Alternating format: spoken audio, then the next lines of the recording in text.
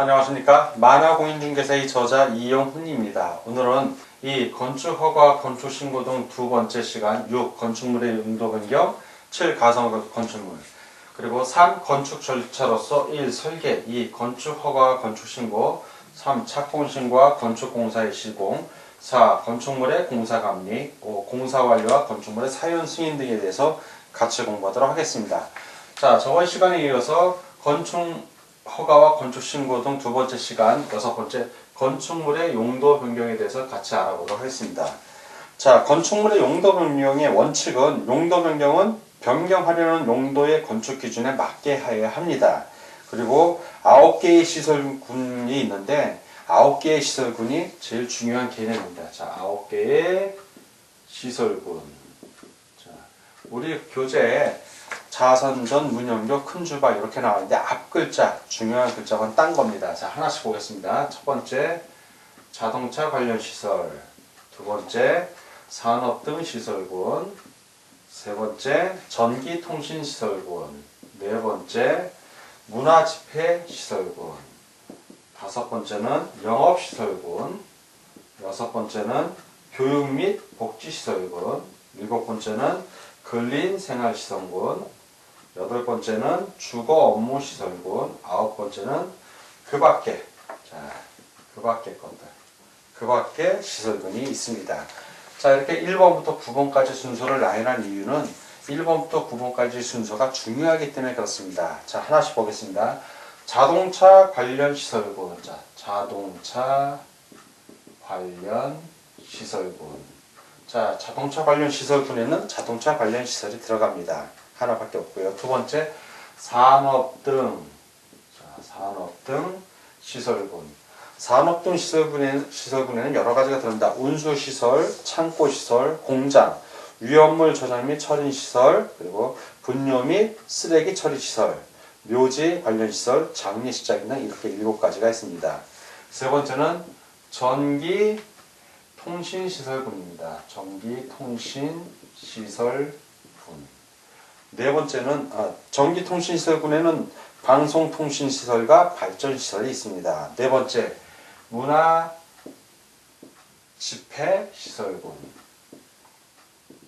문화집회시설군에는 문화 및 집회시설, 그리고 종교시설, 위락시설, 관광휴게시설 등이 있습니다. 다섯 번째는 영업시설군입니다. 영업시설군. 영업시설군에는 1. 판매시설, 2. 운동시설, 3. 숙박시설, 4. 제2종 근린생활시설 중 고시원이 이에 해당이 됩니다.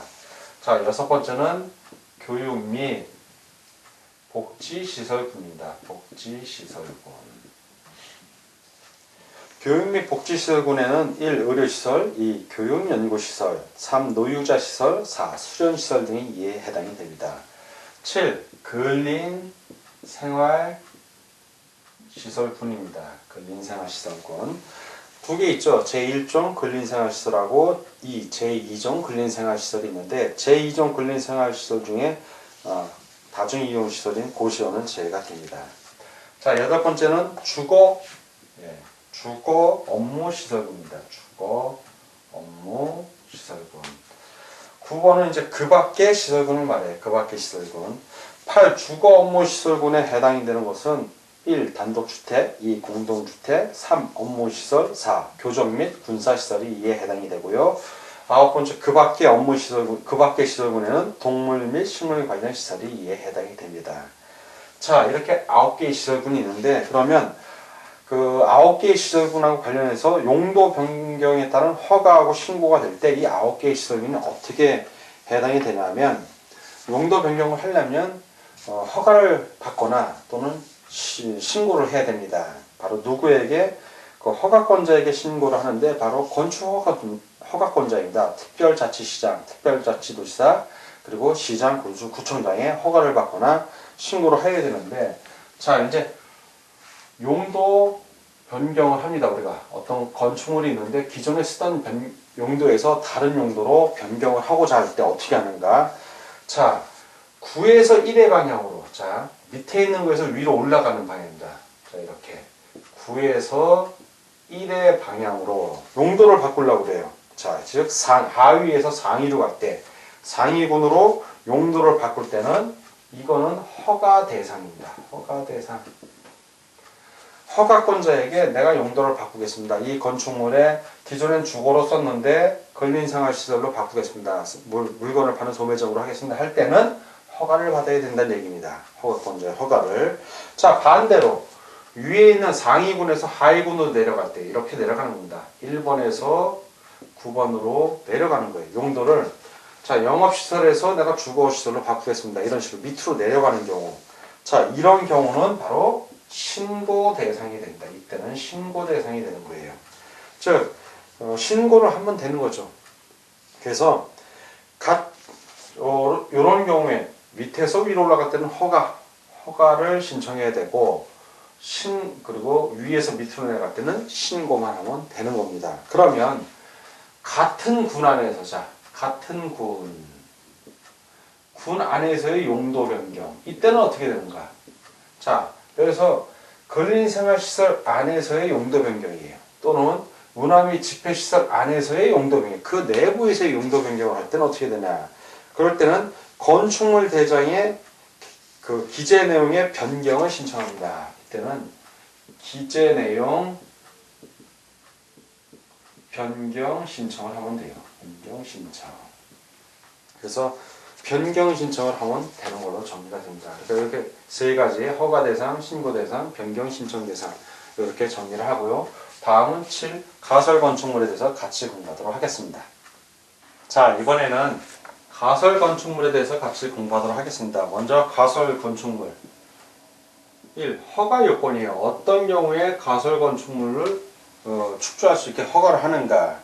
그 허가 요건을 보면 첫 번째 도시계획시설 또는 도시계획시설 예정지에서 가설 건축물을 건축하려는 자는 특별자치시장, 특별자치도지사 또는 시군구청장의 허가를 받아야 한다. 그렇죠.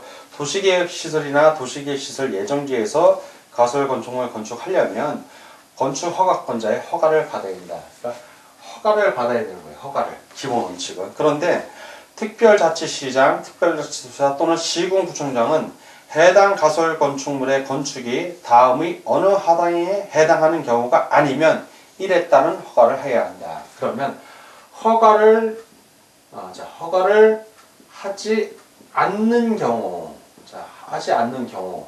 요 경우 외에는 다 허가를 해야 된다는 얘기입니다. 그러면 허가를 하지 않는 경우로 보면 네 가지가 나오는데, 자, 첫 번째 허가를 하지 않는 경우, 첫 번째는 국토의 개입 및 이용에 관한 법률 제64조에 도시, 군, 계획시설 부지에서의 개발 행위가 나옵니다. 바로 그거에 위배되는 경우.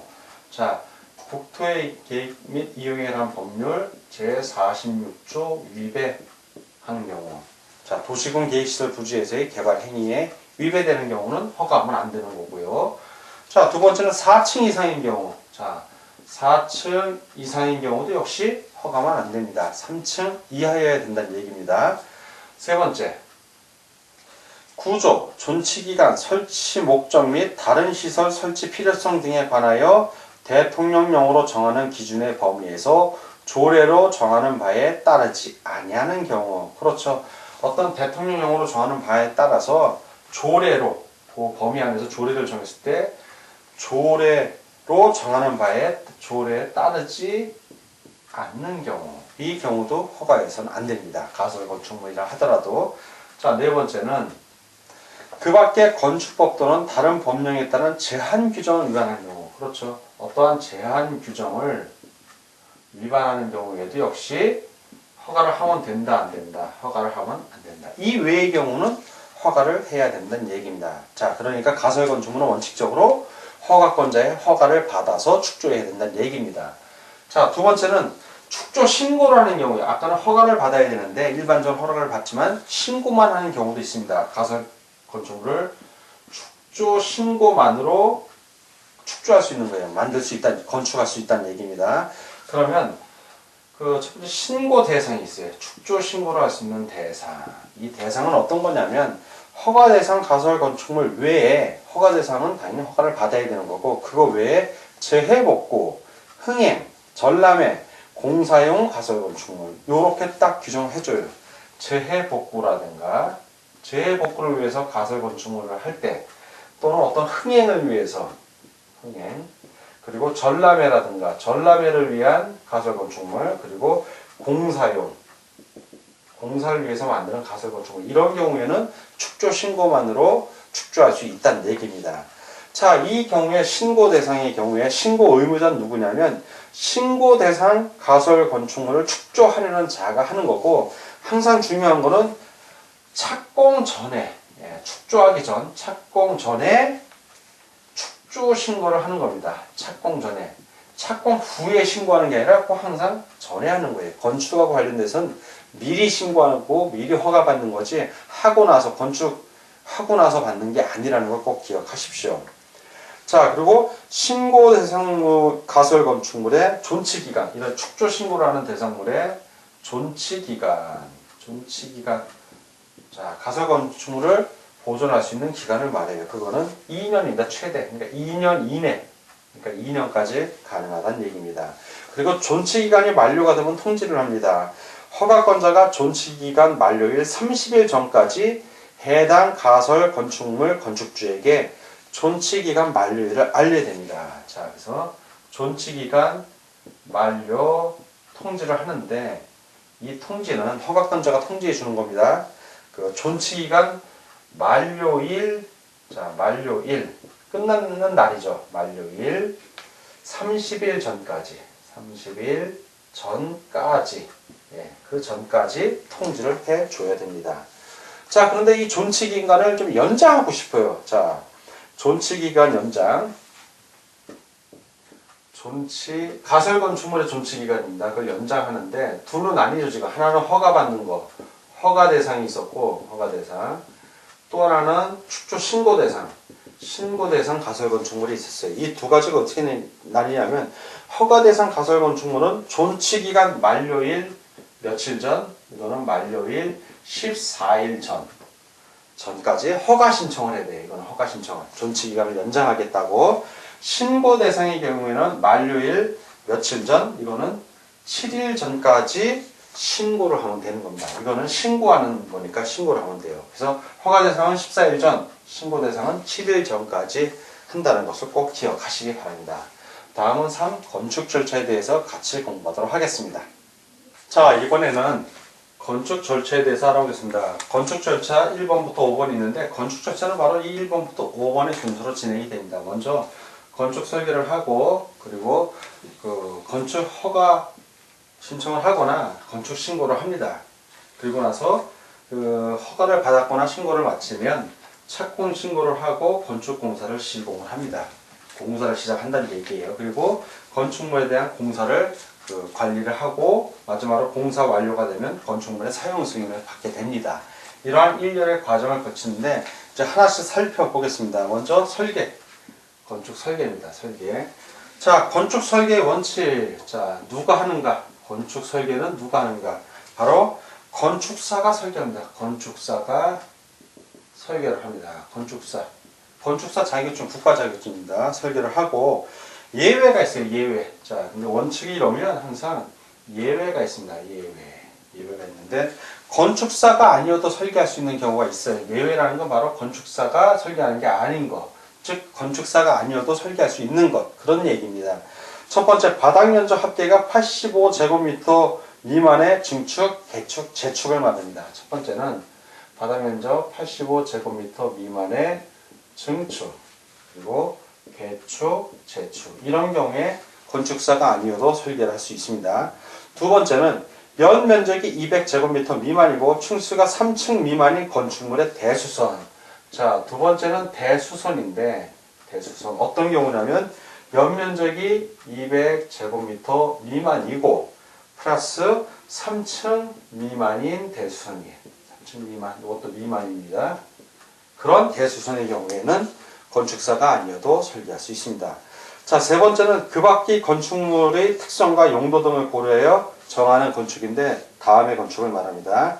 첫 번째는 읍면지역에서 건축하는 건축물 중 연면적이 200제곱미터 이하인 창고 및 농막과 연면적 400제곱미터인 축사, 작물, 재배사가 해당이 되고요.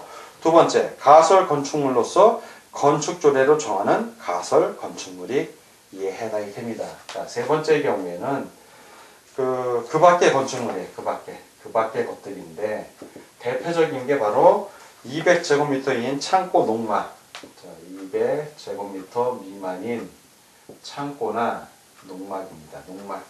자, 이건 읍면 지역에서 건축하는 거예요. 그리고 그 400제곱미터 이하인 축사후 작물 재배사 400제곱미터 이하인. 자, 미만이나 이하. 이거 200제곱미터 이하입니다. 이게 제가 실수했습니다. 자, 이거는 그 두 번째 거 읍면 지역에서 건축하는 건축물 중 연면적이 200제곱미터 이하인 창고나 농막이고 연면적 400제곱미터 이하인 축사하고 작물 재배사. 이건 다 읍하고 면 지역입니다. 읍면적. 이런 경우에는 건축사가 아니어도 예외적으로 설계를 할 수 있다는 얘기입니다. 자, 다음은 건축허가 또는 건축신고. 자, 설계를 했으면 건축허가하고 건축신고를 하면 돼요. 그래서 건축허가할 때는 허가를 받으려면 건축허가 신청서에다가 관련 서류, 뭐 사전결정서나 설계도서, 이 설계한 그 도서를 제출하면 되고요. 건축신고 역시 건축신고 신청서 플러스 관계서류, 뭐 배치도나 평면도 등을 제출하면 됩니다. 자, 이렇게 건축허가를 받거나 신고를 하고 나서 이제 착공신고하고 건축공사 시공을 하는데, 이 착공신고라는 거는 공사에 착수한다는 신고예요. 처음으로 한다는 얘기예요. 즉, 허가권자에게 공사 계획을 신고하는 것을 착공신고라고 합니다. 뭐 변경신고 또는 그냥 착공신고 시 해당 공사 감리자와 공사 시공자가 신고서에 함께 서명하여야 되고, 건축공사의 시공이라는 건 뭐냐면 공사 시공자가 건축을 직접 하는 걸 말해요. 처음 시작하는 공사, 시작하는 공사, 그런 뜻입니다.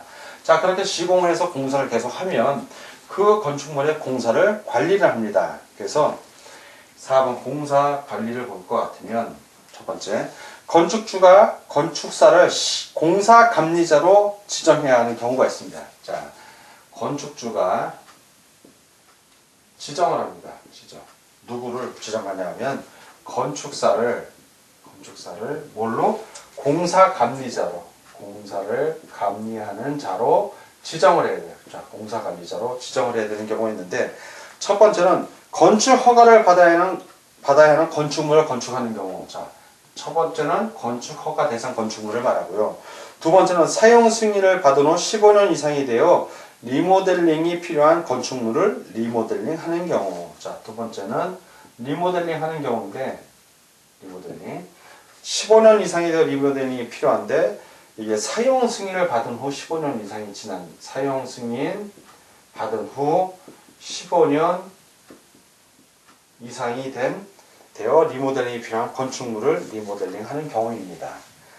자, 그리고 이 공사 감리자의 의무가 있겠죠. 자, 공사 감리자로 지정이 됐으면 이런 공사 감리자의 의무가 있어요. 꼭 해야 되는 의무가 있는데, 첫 번째는 위반 사항을 발견하고 조치를 취해야 합니다. 공사를 잘 해야 되는데 공사를 제대로 안 하면 그거를 발견해내야죠. 그리고 조치를 취해야 되는데, 건축주에게 알린 후 공사 시공자에게 시정하거나 재시공하도록 요청하여야 합니다.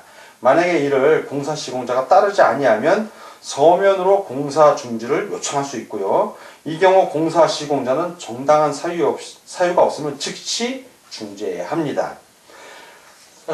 공사 관리자의 의무는 첫 번째는 바로 위반사항 발견하고, 위반사항 있나 없나, 없으면 그냥 그대로 공사하게 하면 되는 거예요. 위반사항을 발견하고 그에 대한 조치를 취하는 것이고, 자, 두 번째는 조치 의무 위반 시. 자, 조치 의무 위반 시 보고하는 겁니다. 보고. 자, 위반을 발견하고 조치를 취했는데, 뭐 공사를 중지하거나 아니 시정하라고 했는데 안 해.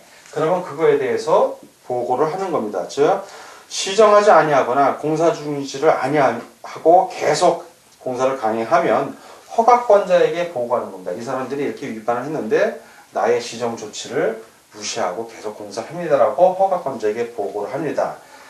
그리고 공사 감리자의 의무 세 번째는 어떤 감리를 하면 감리 보고서를 제출할 의무가 있어요.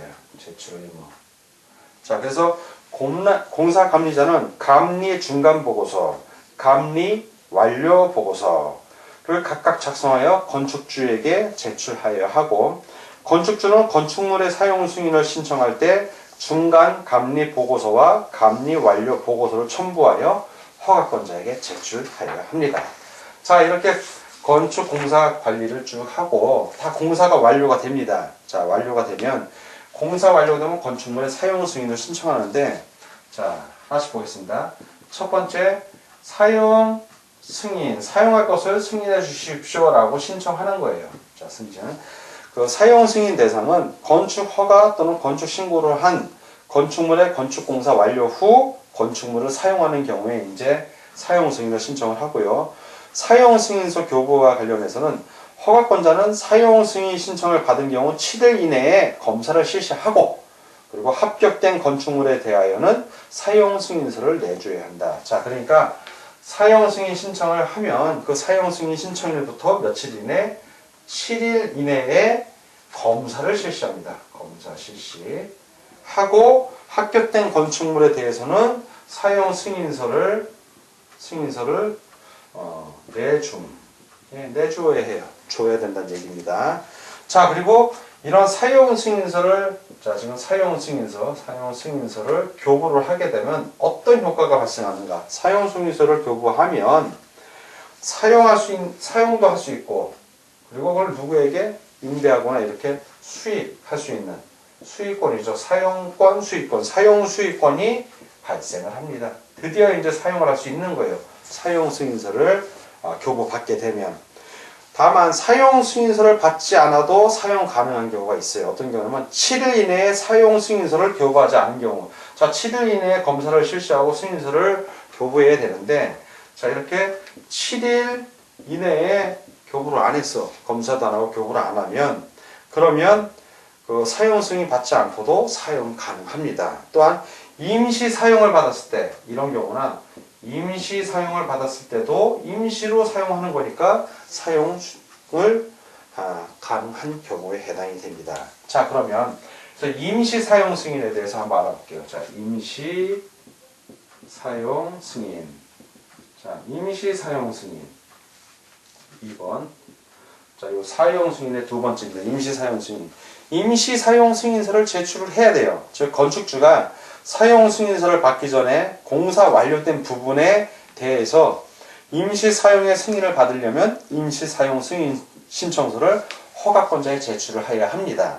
그러면 이 임시 사용 승인을 받게 되면 그 임시 사용 승인 기간이 2년 이내이므로 2년 이내에 사용을 할 수 있는데, 다만 허가권자는 대형 건축물 또는 안방공사 등으로 공사 기간이 긴 건축물에 대해서는 그 기간, 즉 임시 사용 승인 기간을 연장할 수 있습니다. 자, 이것으로서 이제 건축 절차를 다 마무리했습니다. 오늘 공부하느라고 수고 많으셨습니다. 다음 시간에 뵙겠습니다. 감사합니다.